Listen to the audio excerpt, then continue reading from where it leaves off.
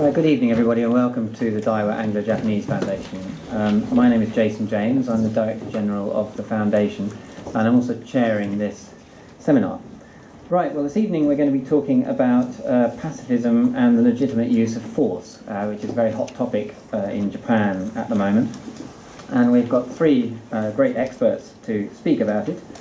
And I think I'll start by introducing all three of them rather than sort of one at a time, so then we can just get straight on from one presentation to the next.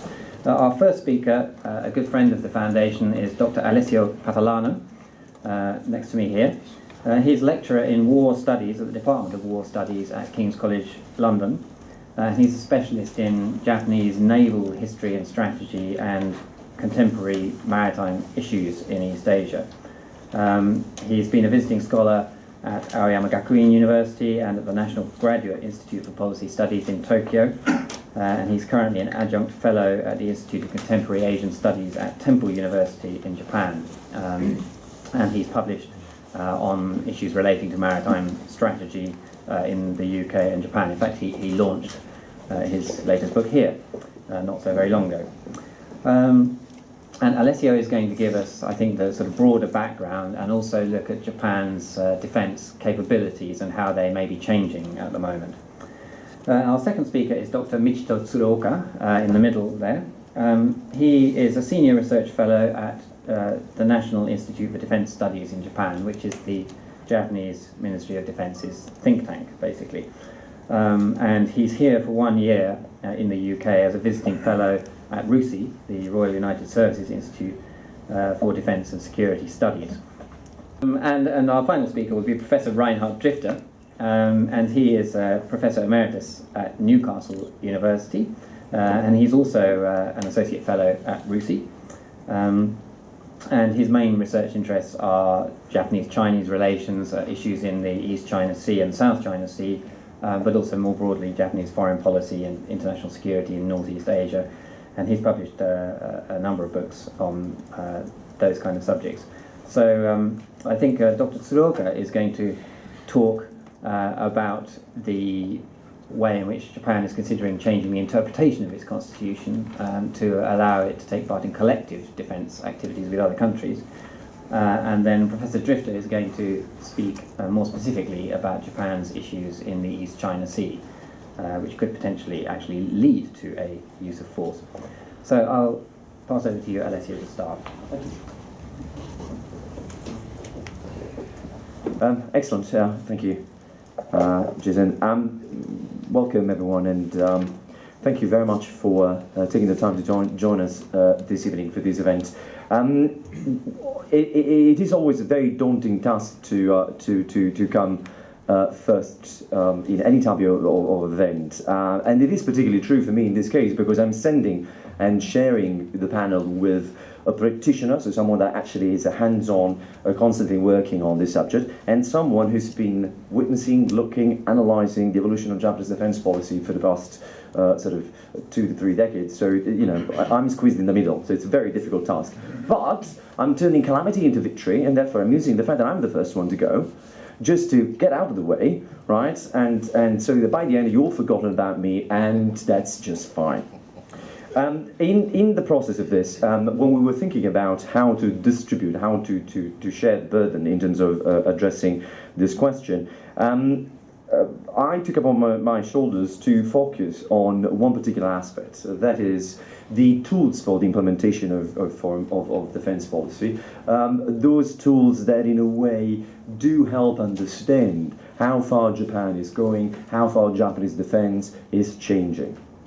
And so the first thing to point out is that over the past 15 odd years, something can be said quite plainly, and that is there has been a substantial change in Japan's defense policy when we look at the tools for policy to be implemented.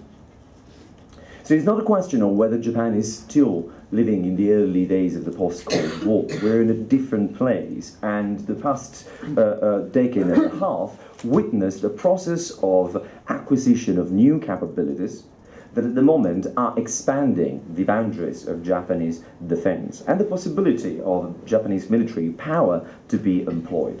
So this filters back, it's directly relevant to this wider question of the use of force that we're talking about tonight.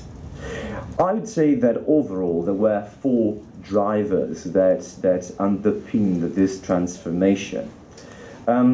One was the change of the political environment in Japan, prompted in many ways by a substantial change in the international security environment, and in particular this the international environment. I think it could be grouped into three main factors. One is the evolution of the relationship between the United States and Japan and the pressure that has been exerted over Japan in terms of pushing for change. Second is the rise of China, both as a political and a military actor in the region and beyond its borders. And third, other activities that included both the presence of the missile and nuclear programs of North Korea, as well as a genuine sense in Japan of feeling a need to do more as a responsible stakeholder in the international community. So the question really is not very much about whether change happened or not, is to qualify the nature of the change.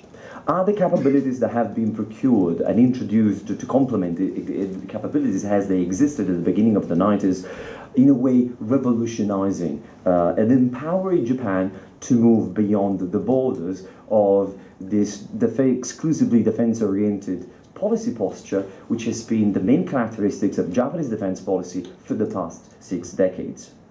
In order to answer this question, and above all, in order to keep it within the 10 minutes that I was assigned, it would be impossible for me to cover the whole spectrum of capabilities. Therefore, I decided to focus on one particular set of capabilities that is controversial, and above all, allows me to use very cool pictures in the process. In particular, what I'm referring to is the core of the capabilities that revolve around Japan's increased possibility to project power beyond the borders of the archipelago. And of course, as I said, because that has a direct impact on the ability to use force against, in a wider context, against any potential competitor, this question of power projection is very important. And indeed is also important because in the scholarly debate, it's probably one of the few components that received a degree of attention. In general, the common idea is that over the past 15 years, Japan has been slowly eroding initially self-imposed constraints about the nature of its capabilities and starting to acquire a platform for extended power projection. I would argue that actually that is not necessarily the case. If we look at it in in detail, hence the need for me to focus on a particular set of capabilities, what is happening is that the Japanese are complementing a maritime-centric defense posture designed to achieve and maintain sea control in the Sea of Japan and in the East China Sea, with a small expeditionary component. And let me qualify this expedition, because when in certain contexts, if you say expeditionary, I was in China this summer, and all of a sudden I started talking about expeditionary, and people in the audience were, what's going on here? So let me qualify this for a second. Expeditionary here, we're talking about expeditionary different from power projection, in the sense that it is the type of capabilities that are necessary, that include a wider spectrum, include these capabilities that are sustaining the deployment of forces and tools in a context that is highly political. So, for example, a classic context is international peace mission or multilateral type of initiatives revolving around assistance in case of disaster relief, as well as, for example, in more recent times, we've seen a situation like assistance provided in the aftermath of major natural disasters. I'm referring on top of my head what happened in Turkey 1998, Indonesia 2004, and in a way even what has been happening over the past few days in the Philippines. That is a classic example of an expeditionary type of operation, right? The key difference being that expeditionary operations do not necessarily include or expect the incursion into hostile territory, which is likely to fire back at you. Now, that is an important difference in this context.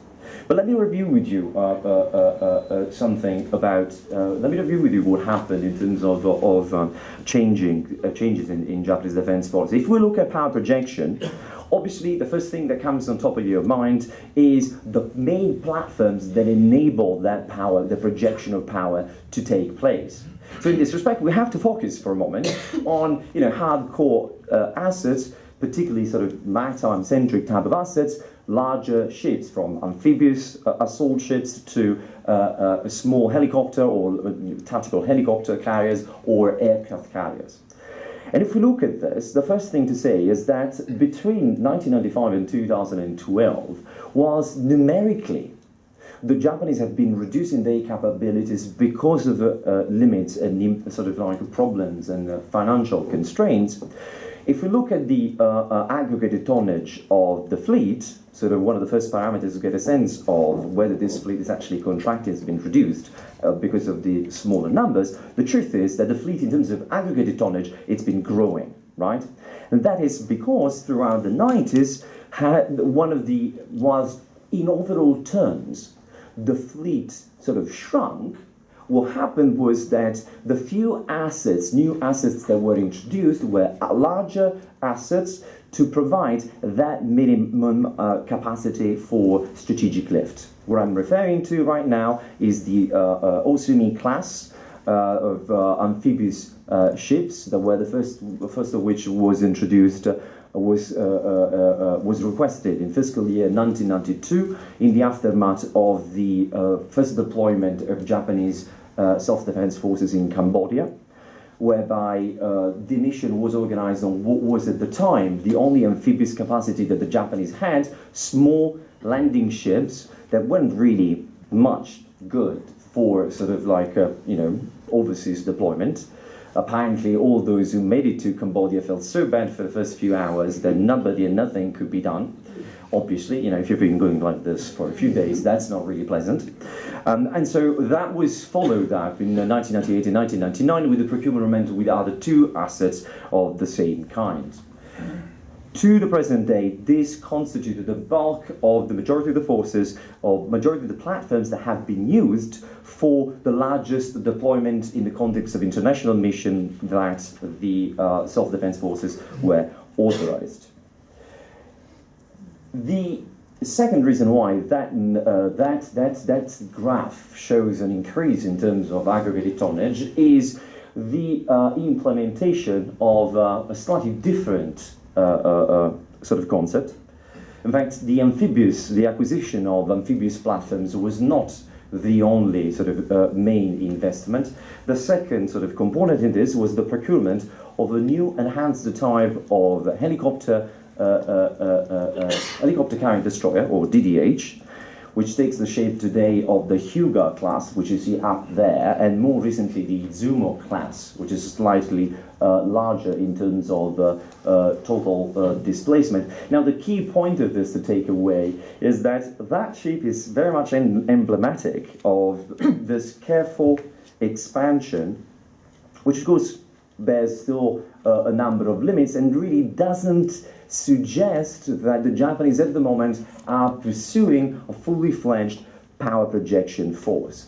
Why so? That platform stands at the heart of what during the Cold War was the 888 fleet structure, which was the core of how the Japanese fleet was organized, and revolved around the idea that in order for Japan to achieve and maintain sea control in the East China Sea and in the Sea of Japan, the fleet had to revolve around 4 flotillas, and I'll tell you why in a second, why 4, with at the heart a helicopter carrier destroyer that would operate basically as the hunting group for potential submarines going after Japanese merchant shipping.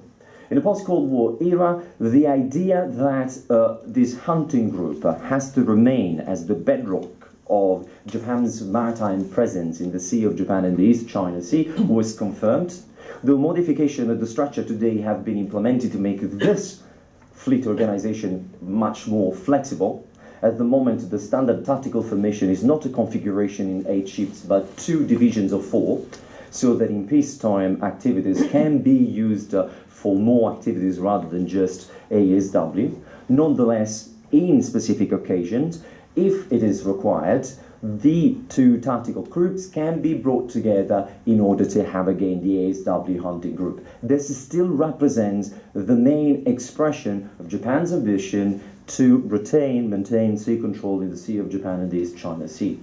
Obviously, the reason why that platform looks very different from the predecessors, the Shirane class that you see down there, it's because in the meantime, the changing nature of the security environment revolving around Japan required a maximization of the potential of every single one of these platforms. This platform is very different from the one that was originally conceived for the 8-8 fleet for 2 main reasons. First of all, it has a vertical launch missile system on the back that is used and enables this platform to become part of a missile defense shield system that is designed to address a particular type of threat, the missile and nuclear programs of North Korea.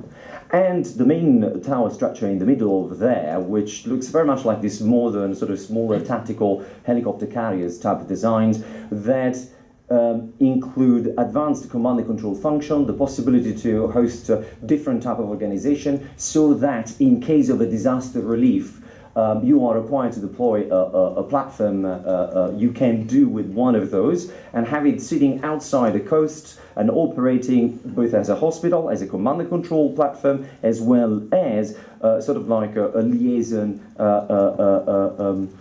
structure for NGO as well as military activities. So at the heart of that transformation, looking at that design, that is not an ambition to reach out to a power projection capacity. That is symptomatic of an attempt to increase the flexibility that military power offers to policy in Japan, without necessarily moving away from the standard, long-lasting, sort of the exclusive defense-oriented and centered posture overall. In the past few years, what we have seen is an increase in this respect of use on behalf of Japan to actually operationalize this new type of flexibility. The possibility to acquire this set of platforms stood at the very heart, for example, of the 2004 deployment in Iraq, when 600 ground self-defense forces were shipped off there on board of the Osumi class of amphibious assault ships. And again, in more recent times, we've seen these assets deployed in Indonesia as well as in other operations that required Japan to take part to this higher international profile. What is important to point out in all of this is that these assets are now becoming equally useful into the process that have seen a shift of attention towards the defense of the archipelago, in particular offshore islands, as it is defined into the official jargon of the Ministry of Defense. And therefore these assets at the moment are being also used to provide a basic amphibious capacity in case dangerous scenario like Senkaku Islands, which Professor Drifte will talk about in a second, will require Japan to deploy its ground self-defense forces. Now, does this, or is this suggesting in terms of capabilities that Japan again is moving away? No, because if we look at the data and we look at the procurement programs that at the moment exist in Japan, the idea is pretty clear. The procurement is emphasizing the construction of an amphibious force that would have limited reach And above all, it would be not necessarily capable of operating outside the sphere of land-based air power, air protection, in lack of aircraft carrier, which is the case in Japan. And of course, in terms also of volume, the aggregated value. The three platforms combined with the Hugo class and the Izumo in itself does not lend to suggest that this force would be able, for example, to face or to project power ashore against a well-defended enemy. All of this leads to what kind of conclusion, insofar as I'm concerned? I think what we've seen this past summer, in particular, the exercise that took place in June 2013, known as Dawn Blitz, where for the first time US Marine Corps forces were operating shoulder to shoulder, and they were starting with the ground self-defense forces and the self-defense forces in a wider sense, trying to simulate beach landings, helicopters assaults, live fire exercises, mock combat, and other tasks related to ship-to-shore warfare. This is, again, whilst it was sort of flagged up as, again, part of this long-term process to move away from the exclusively defense-oriented posture, in terms of current assessments, a careful examination suggests that in terms of reach, as well as objective firepower, we're not looking at a situation where it is possible to talk as Japan, sort of like leaning towards a procurement of power projection capabilities. If anything, what it suggests is that that change is being currently geared up to increase the options and therefore the use of military power as part of the tools of statecraft. And that is perhaps the single most important, from a capabilities point of view, this is perhaps the single most important change of the past 15 years in Japan. The fact that the military now is back into the toolkit of states, and the self-defense forces, from a passive sort of wait-and-see type of structure during the Cold War, are slowly gravitating towards a more proactive tool in order to pursue the defense policy that is still within the original, broadly speaking, within the original limit as they were set by the Constitution. On this, I stop here. I'm sure that I created enough controversy, and I'm looking forward to the questions later on. Thank you. Thank you very much. Thank you very much for coming, and thank you very much for the organizer for inviting me for this conference.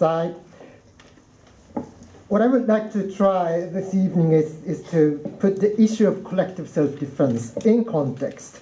I always feel it's extremely difficult task, because the situation is that there are so many experts who tend to consciously or unconsciously oversell what is being discussed in Japan when it comes to the issue of collective self-defense. They often give the impression that something spectacular is now being discussed in Japan, and we are contemplating a huge new things.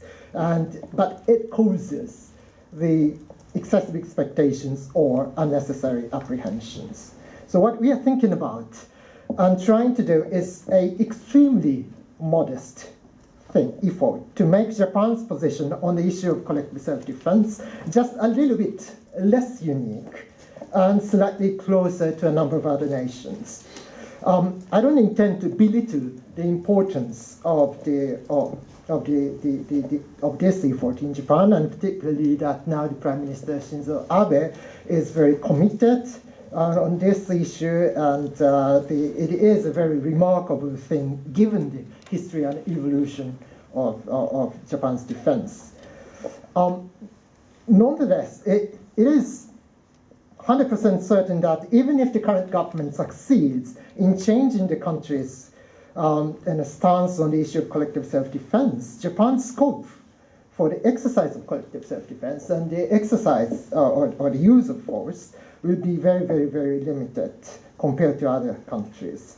So at the outset, I would like to emphasize is that it's very, very important to have a sense of proportion in thinking about this issue, because if you think that almost all nations are here, Japan is here, and what we are trying to do is to move from here to here. So still huge gap. So that is what I would like to emphasize in my talk today. So also, it is not that we are exclusively discussing this issue. It's part of a broader debate on Japan's international role. The Prime Minister Abe argues that he wants to make Japan a proactive contributor to peace. 積極的平和主義 is something that the current government is now advocating. A more immediate priority is to make the country better prepared to address various foreign policy and security challenges, an effort to establish the National Security Council and to adopt a first ever national security strategy by the end of this year. And also we are now thinking about adopting a new national defense program guidelines. So these are all sort of packaged, and in this context we are now discussing this issue of collective self-defense. The most basic and ultimate goal of Japan's defense policy is obviously to defend Japan. So how this can be done, and within what limit, and under what frameworks, are usually straightforward, and many countries don't really have to think about this, and far from controversial. So sovereign states normally possess military forces, that's for sure, are entitled to exercise the right of collective self-defense, as well as individual self-defense, and and have relevant domestic legal and administrative structures in place regarding the use of force. It's a set of international established standard, widely accepted practice of sovereign state regarding the use of force. That can never apply to Japan. For historical and other reasons, Japan lacks much of such clarity on such basics. The evolution and the content of Japan's debate on defense have been literally unique. The debate starts with the question of whether the self-defense forces are constitutional or not, and followed by a series of other questions, basic questions about Japan's defense, and almost theological debate continue. So the collective self-defense, in short, is about helping other nations under attack while you are not under attack. So the government's position is that while Japan as a sovereign state possesses collective as well as individual self-defense right under international law, such as the United Nations Charter, the existence of collective self-defense right is not permitted under the Constitution. That's what the government has been saying. So possessing but not allowed to exercise, in short, is the current government's interpretation of the Constitution. So, but an increasing number of experts and politicians are questioning this formula, and Mr. Abe is very much committed on this issue. Among others, argues that the exercise of collective self-defense can be seen as within the limit of minimum necessary. So this is one possible way to reconsider, rethink the nature and the definition of collective self-defense. It can be argued that as a result of deepening interdependence in the region and the world, what is needed to defend Japan has expanded, and the things that used to be considered a matter of collective self-defense are now thought to be more directly connected to Japan's own defense, thus under the minimum necessary. So if we proceed this reasoning, then there will in fact be less need to distinguish individual and collective self-defense. Then the only meaningful criterion will be whether the action in consideration is necessary for the defense of Japan, and it's whether within the minimum necessary or not, without thinking about whether it's individual or collective self-defense. Third, the topic is about the collective self-defense short of use of force. While not often discussed, this aspect is about a broader meaning of the spirit of collective self-defense. The argument that the exercise of collective self-defense exceeds what is allowed for individual self-defense is very much based upon the assumption that collective self-defense always involves the use of force. This stems from legal structure under which the invocation of self-defense is envisaged, as I said, only against an armed attack, by definition involving the use of force. However, the various non-combat assistance and operations are also conceivable to assist your ally under attack, which are normally done in the context of collective self-defense or collective defense in the world. One of the good examples in this regard is Japan's refueling operation in the Indian Ocean after 9/11. The Japanese government has never acknowledged that it was a collective defense operation based on the US-Japan Security Treaty, but it is no secret that the United States appreciated Japan's operation precisely because it was an action that supported Washington's fight of self-defense. Assisting your ally, that is fighting for self-defense, is normally considered to be an act of collective defense. So NATO countries, for example, the NATO countries that participated in a US-led operation, the Operation Enduring Freedom, or assisted it in one way or another, were all acting in the context of the invocation of Article 5 on collective defense of the North Atlantic Treaty. So I believe that the exercise of collective self-defense, short of using force, might also have to be taken into account in terms of thinking about this issue of collective self-defense. Fourth and finally, in the past few months, there have been interesting but a bit misleading discussions regarding the geographical limit of Japan's prospective exercise of collective self-defense right. Some argue that the self-defense forces will not be sent to other side of the world, 地球の裏側. So others argue that this is not a good formation to define the scope of prospective collective self-defense. In today's world, where geography means less, and international security threats and challenges are becoming more global in nature, it might not look particularly appropriate to limit the scope of what Japan can do in geographical terms. But whether we employ this geographical concept or not, what this debate signifies is that is the need to limit the scope of Japan's exercise of collective self-defense right. For the purpose of us assuring or assuaging fears, assuring those who remain cautious and skeptical, the government needs to demonstrate that there will still be a strict limit on what Japan will be supposed to do. This has to do with political willingness, preparedness, as well as self-defense force capability. However, I shall hasten to add that it is a policy matter. So rather than constitutional issue. So the question of when and where to exercise the right of collective self-defense, it's something for the government to decide. And we can never expect the Constitution to give us a ready answer.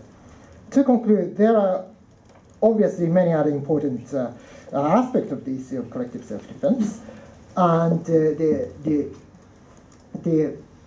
this issue constitutes one of the most fundamental problems of Japan's defense. But again, in substantial terms, in international standard, nothing spectacular is taking place, which fortunately or unfortunately is still the case. So I hope now you understand what I mean that nothing spectacular is taking place. So Japan is trying to make a slow but steady progress in making proactive contribution to peace, as Prime Minister Abe advocates. During this process, we want to cause neither too much expectations nor excessive or nor unnecessary apprehensions on this issue. So that's what means that we need a sense of proportion on this issue. So thank you. Ladies and gentlemen, I'm very pleased to be here again. Last time I was here, I think, in 2009. I will talk about one of the drivers of Japan's defense policy, and that is China's rise.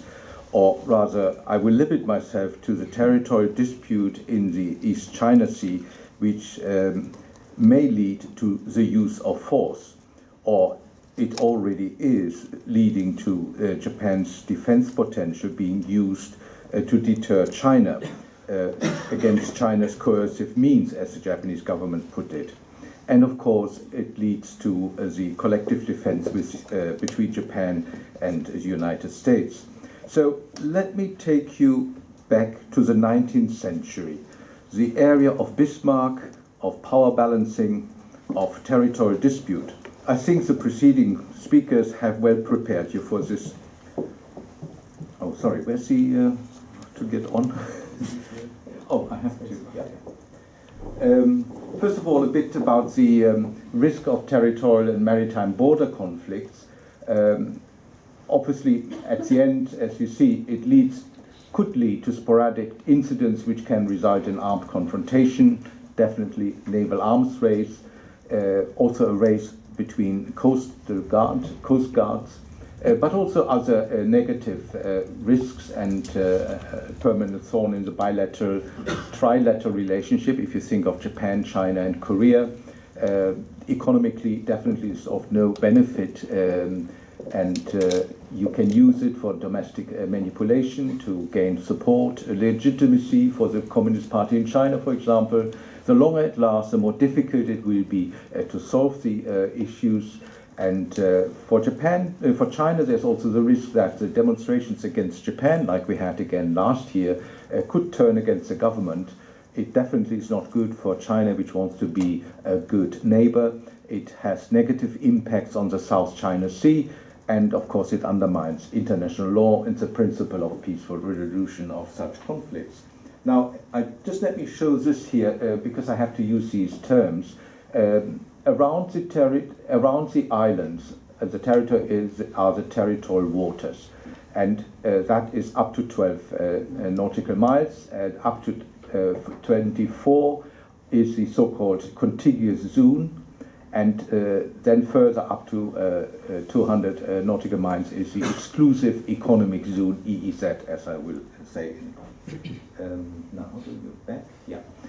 Now, what I want to show is now the escalatory measures by China since the 11th of September 2012, that is the purchase by the government of 3 islands from a private owner. First of all, policing, that is the Chinese Coast Guard, which was formerly called the CMS, the Chinese Maritime Safety. Now, the background of all this, of course, into which I cannot go, is the rhetoric warfare, economic and political retributions you have heard about. Now, what we have now is a regularization of the Chinese Coast Guard patrols in the EEZ continuous zone, and particularly the territorial waters around the Senkaku Islands. And I can observe there an alternation between going very strongly and very softly. That is, China is beautifully adjusting the frequency, sometimes more ships, sometimes fewer ships, the frequency of the time they are in the territorial waters, the length of time in the territorial waters, and so on. And as of November this year, 69 times since September 11th have Chinese Coast Guard ships gone into the territorial waters.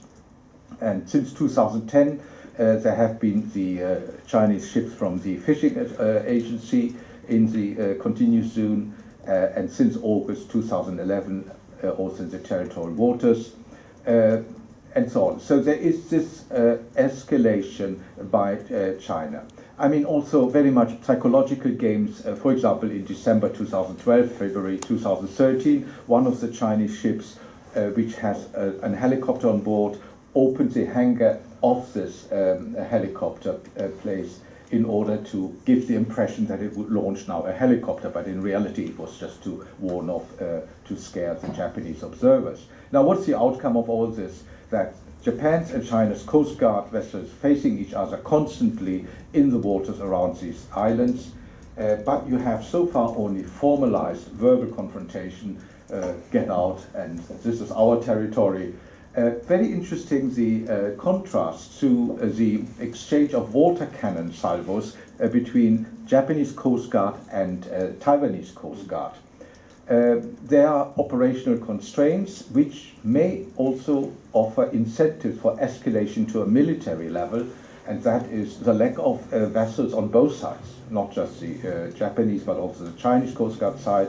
Then China is now trying to recondition naval vessels. Japan tried initially as well, but has given up about the idea. The reduction of leave time for the sailors, closer operation now between the Chinese Coast Guard and the military. And in July this year, you had a merger of China's 4 dragons under the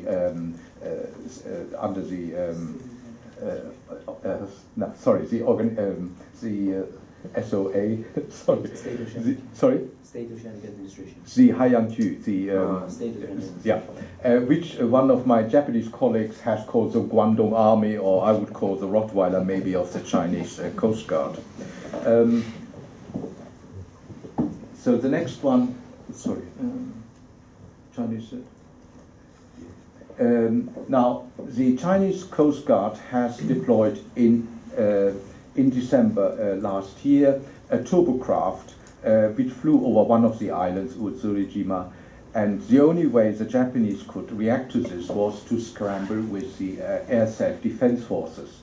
They scrambled, but they were too late, the aircraft was already gone.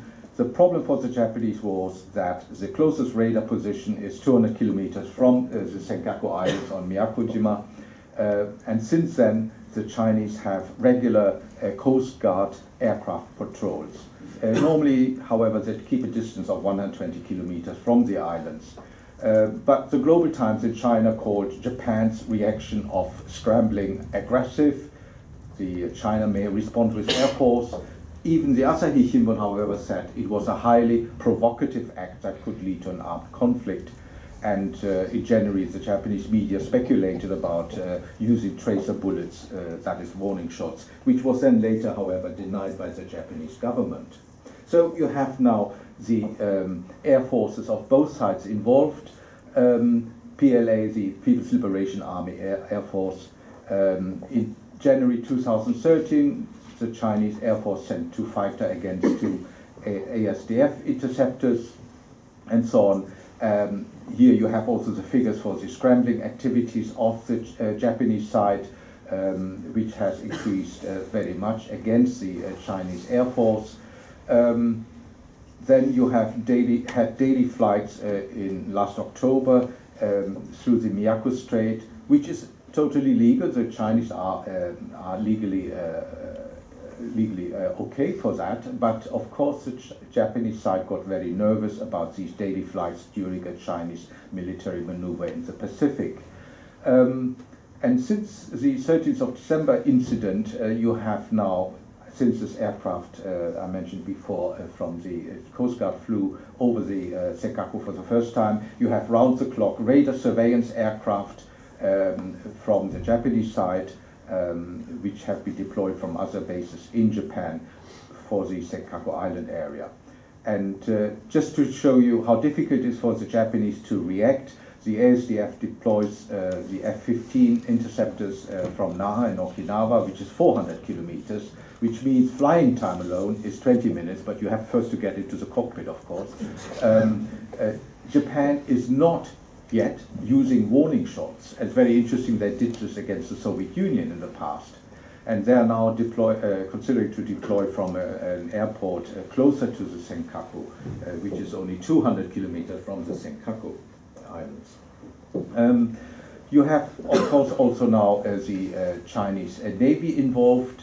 For example, in October last year, Chinese naval vessels went through the continuous zone between Yonaguni Island and Iriomoto Islands for the first time.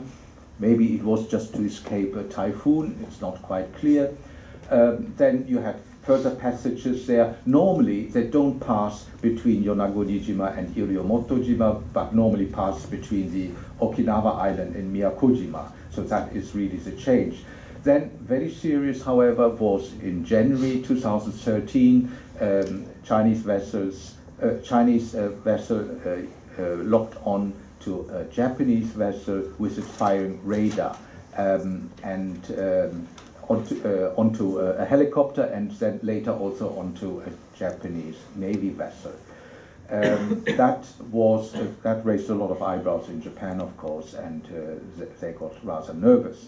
Very interesting that under Prime Minister Noda, the previous Prime Minister of the Democratic Party, he had ordered that the Japanese vessels should have a distance of over 3 kilometers from Chinese vessels.